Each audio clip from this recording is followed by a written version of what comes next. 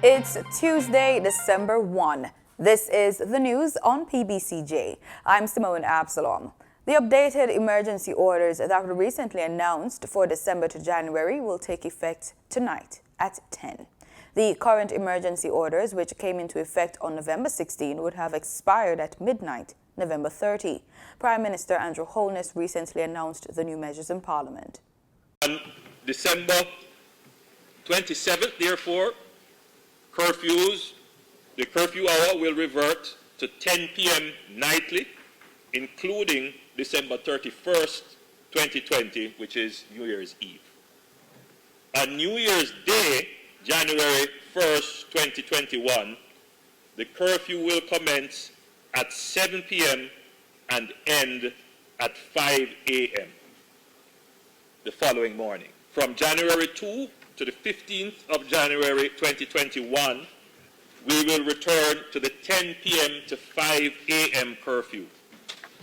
However, if the numbers rise beyond reasonable expectations, then the government will have to reevaluate these hours. Keeping the curfew at 10 p.m. will depend on how well all of us take personal responsibility in observing the protocols. Today, December 1, is World AIDS Day, and with the advent of the novel coronavirus, the Trinidad-based Caribbean Public Health Agency, CARPA, says people living with HIV are at a high risk of medical complications and death due to the COVID-19 pandemic. CARPA says in a systemic review summarizing 25 studies on COVID-19 patients, 252 are living with HIV. Two-thirds had mild to moderate symptoms. We sat down with local HIV/AIDS NGO, Jamaica AIDS Support for Life, to keep abreast with the local data. Jamaica AIDS Support for Life says they have not had any reports of positive COVID-19 cases within their membership. However, there have been positive cases of HIV. As of September of this year, we've tested 3,951 persons, both key population and general population, and with that number, we had 74 positives to that date. Social media coordinator Chad Morgan says persons living with HIV should, like all Jamaicans, adhere to the safety protocols ordered by the government to limit the spread of COVID-19. Following the basic infection prevention controls measures such as washing your hands, wearing a mask, social distancing, then you should be fine. But if it is that you're not on medication and you know that you're HIV positive, then you'd be immunocompromised, and as such you are at a greater risk of having severe impact from contracting COVID-19. So we want to encourage persons, come to Jamaica AIDS Support for Life to get on treatment. Now is the time to do so. JASL is the oldest AIDS-focused human rights non-government organization in Jamaica dedicated to persons living with HIV and AIDS and those vulnerable to HIV infection. JASL usually hosts various activities to mark World AIDS Day annually. But this year, COVID-19 has forced the NGO to adapt to the times. They're hosting a virtual fair on all their social media platforms and drive-through testing across the island. So in Kingston at Sovereign on the Boulevard, you're able to come in and get your testing done. And then in St. Anne, you may go to the Great House Pharmacy parking lot. And in Montego Bay is the Fairview Shopping Center at the Scotiabank parking lot. And it's just drive through, pull up, you get your test done in 15 to 20 minutes, you get your results and you're out of there. Policy and Advocacy Officer at JASL, Patrick Layla, says the day's activities will culminate with a live vigil. We'll be inviting people to join us on all our social media platforms where they can participate in the vigil, hold their candle wherever they are and light it, and we'll just have a few persons in this space in terms of those officiating and a few of our board directors and so on. But this vigil, an important part of it, is the calling of the quilts, which is when we actually call the names through the years, year by year, coming up to 2020. They will call the names of all those who have passed. Here's the latest COVID-19 clinical management summary from the Health and Wellness Ministry. One more person has died of COVID-19 as the country logged 47 additional cases of the virus. That's according to statistics from the Ministry of Health on Monday, November 30. The deceased is a 36-year-old female from Westmoreland. This brings the total number of COVID-19 deaths to 258. Westmoreland registered the highest number of new cases at 13, followed by St. Anne with 10. 8 cases were reported in St. Catherine, 4 in Hanover, and 3 in both St. Thomas and Kingston and St. Andrew, 2 in St. Elizabeth and St. James, and 1 case in both Manchester and Portland. 145 more persons have recovered from the virus, pushing that total to 6,364. Currently, there are 81 persons in hospital, 14 are moderately ill, and 9 critical. For the news on PBCJ, I'm Gabrielle Thompson. The local government elections have been postponed due to financial constraints brought on by the COVID-19 pandemic. On Friday, government and opposition senators approved amendments to temporarily modify the Representation of the People Act to allow the local government elections to be pushed back to a date no later than February 27, 2022.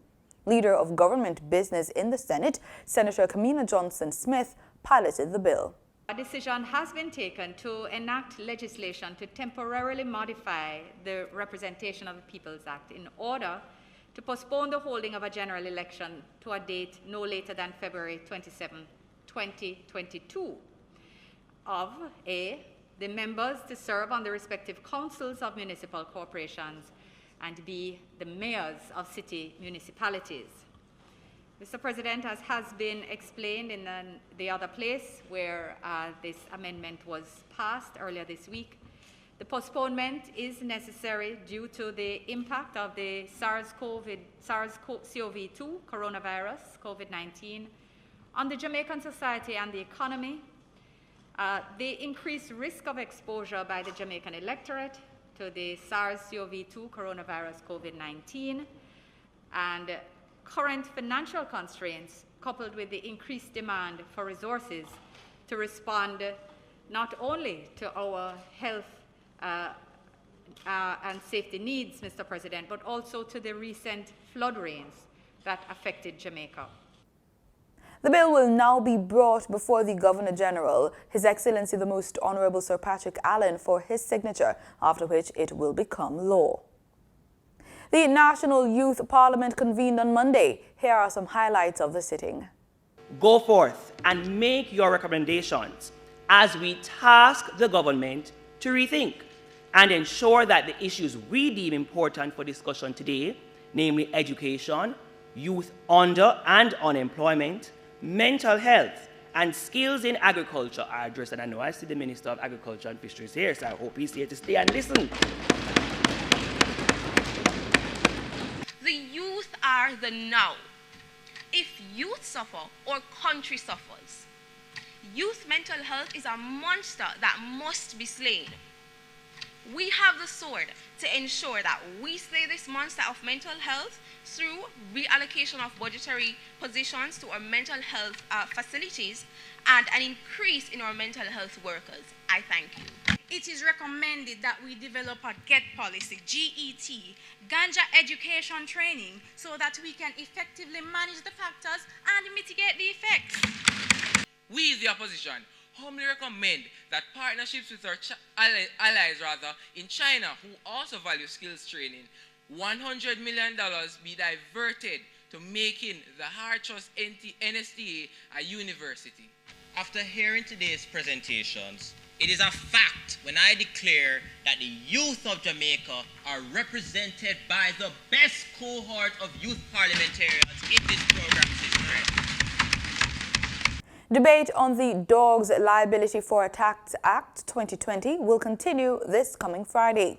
Leader of Government Business in the Upper House, Senator Kamina Johnson-Smith, says the bill serves as a deterrent to dog owners with uncontrollable dogs. We inserted a section 24 big A, which provides that where the court finds a defendant guilty of any offense and finds that the victim has suffered loss and damage, They can order that the defendant pay the cost of medical treatment, including psychological treatment, cost of transportation, loss of income, and indeed any other loss.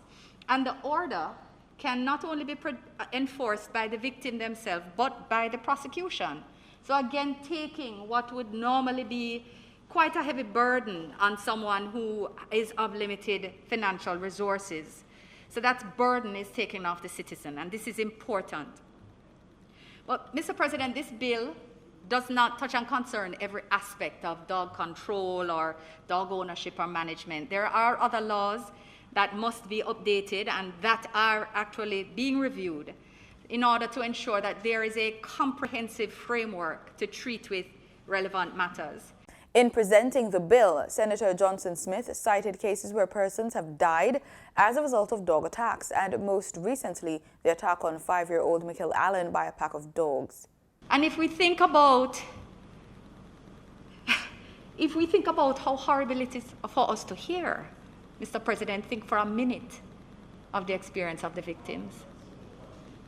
So I say this to just focus our minds on the importance of what we're doing here. I know that there are many interests who have special relationships with their dogs, and they think about dogs in only one way.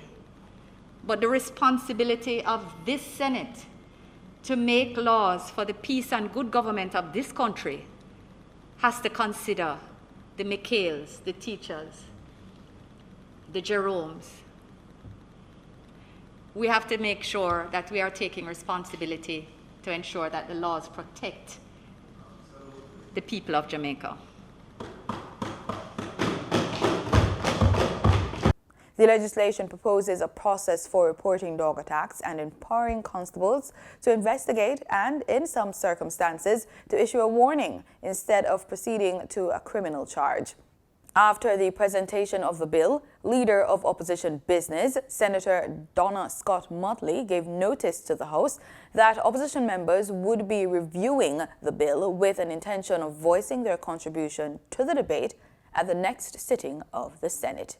But in the context of what is needed to be done, one has to be extremely careful that one has a full view of the legislation. And so, Mr. President, we would like the opportunity to go back through it, fitting in the amendments, and to ensure that the legislation is a workable one which will be able to be enforced. The bill proposes that a dog must be fitted with restraint or contained in a receptacle that prevents it from biting or presenting a menace to any individual. The bill also proposes that the dog is not permitted to enter any public place that prohibits the entry of dogs unless it is for the purpose of security, any lawful purpose by a government agent, or is guiding a person with a disability. Arden High School Principal Nadine Malloy is urging educators to use the opportunities brought on by the COVID-19 pandemic. Her comments come as some schools have resumed face-to-face classes, but most are still engaged in virtual learning. We are at what I consider to be one of the most exciting periods in the history of education. The world is upside down. History is not going to be kind to us if we do not take full advantage of what is before us. There are challenges, but I come from country and I used to go to Pentecostal church when I was a child, and even though I'm a Quaker, up in the hills it sounded like you're in a Pentecostal church. The hotter the battle, the sweeter the victory. The more difficult the challenges, the greater the opportunities for success. And I want to commend that to us today, to say that we must think down the road. Not think about now, not think about what is happening so much as what can happen. I have been saying it like this since COVID started. Let's stop talking about what is wrong. Let's stop criticizing and finding faults. Let us spend some more time thinking about what are the lessons we are learning. Last Thursday, Mrs. Malloy received the Jamaica Teachers Association's Roll of Honor Award, the most prestigious accolade in the local teaching profession. A former JTA president, she has had a distinguished career as an educator. The event was hosted at the Jamaica Pegasus Hotel in Kingston. Opposition Senator Dr. Floyd Morris has been elected to the United Nations Committee on the Rights of Persons with Disabilities. The committee is made up of independent experts, which monitors implementation of agreed rights. Morris is one of 9 new members elected to the committee to replace those whose terms are due to expire on December 31. He is the first Jamaican to be elected to the post. Time now for a look at the daily financial market data. Gabrielle Thompson has the business report. In Monday's trading session, the JSE Combined Index advanced by 1,959 points to close at under 400,000 units. Overall market activity resulted from trading in 91 stocks, of which 38 advanced, 40 declined, and 13 traded firm. The Junior Market Index advanced by 2 points to close at under 3,000 units. Stocks advanced for Access Financial Services, AMG Packaging and Paper Company, and Barita Investments.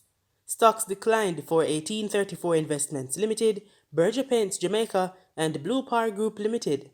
Trading firm were 138 Student Living Limited, 138 Student Living Variable Preference, and Derrimon Trading Company Limited. Wigton Wind Farm Limited ordinary shares was the volume leader with 4.9 million units, followed by Trans Jamaican Highway Limited with 3.9 million units and Derrimon Trading Company Limited with 3.7 million units. Now for the foreign exchange. The US dollar on Monday, November 30 ended trading at $146.78. The Canadian dollar sold for an average $113.02. The pound sterling traded for $194.18, and the euro ended trading at $178.16. Oil prices were broadly steady on Tuesday as investors awaited direction from OPEC and its allies after producers postponed a formal meeting to decide whether to lift output from January. Brent crude futures dropped 1 cent to $47.87 a barrel. West Texas Intermediate crude futures fell 9 cents to settle at $45.25 a barrel.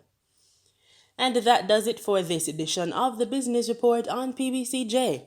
I'm Gabrielle Thompson.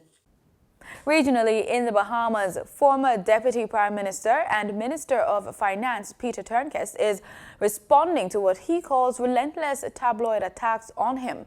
In a rare TV interview since his resignation, Mr. Turnquest says he plans to defend himself. Darren Higgs reports.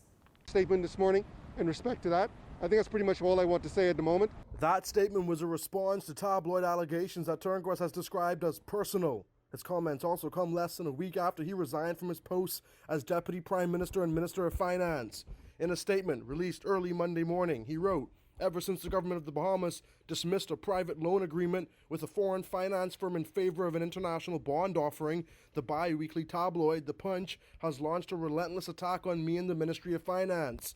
The rationale for the decision made following extensive analysis by the technical experts at the ministry were fully and objectively explained in Parliament." Again, we look forward to defending ourselves as the time comes. Turnquest tendered his resignation in the face of mounting pressure over allegations that he helped to defraud 2 companies of around $28 million.